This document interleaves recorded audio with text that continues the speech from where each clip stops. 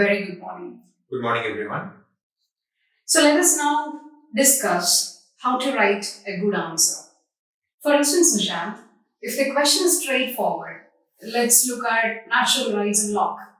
It is very easy and straightforward to write an answer. But how do we approach a dynamic question? Let's say the question is about differentiate between legal, natural, and moral rights. How do we approach such a question? Yeah, so how do you approach a dynamic question? So let's take that question apart for a moment. It's about the evolution of legal, natural, and moral rights. So the topic over here is not legal, natural, and moral. These are the dimensions, right? So the concept over here is that of rights. So then how do we begin? Let's look at how do you begin. In the introduction, we talk about rights discourse. You say how important rights discourse is in political science. It evolved in the 17th century during the Enlightenment and has a very rich intellectual history. And then we can start with how all this began. And as we know, the first rights that came into force were Hobbes' legal rights, right? And so now there is two ways to look at it from the body part onwards, after the introduction. We can split it into the historical part and the conceptual part.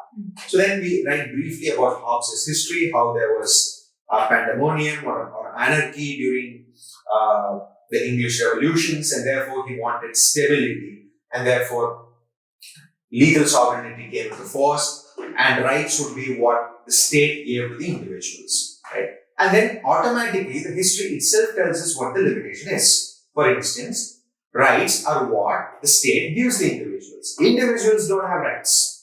Yeah, it's whatever the state gives it, rights, that's what the individual has, and it can be taken away. Right? So something is missing for the individual. And therefore something like natural rights comes in with John Locke, who has a much more optimistic picture of the human being. And here really the concept is about life, liberty, and property. It's not about security, which was for Hobbes, right?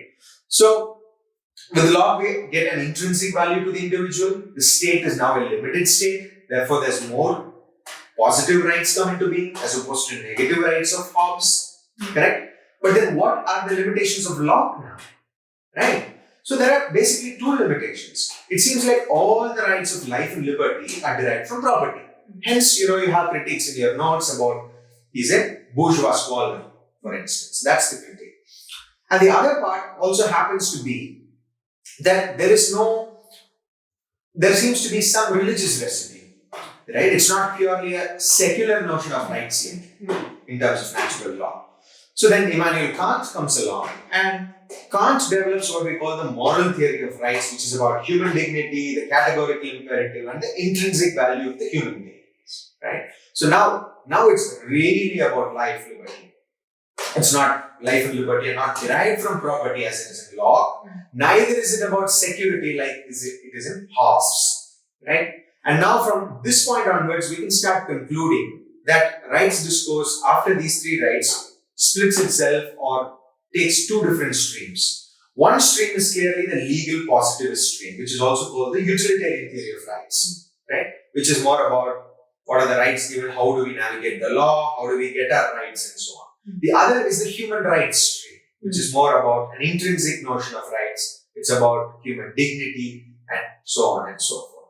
And finally, after saying that it splits this way, you can finally tie it all up in the conclusion by saying it was John Rawls, for instance, who balances these two conceptions of rights, right, and comes up with this moral lexicon.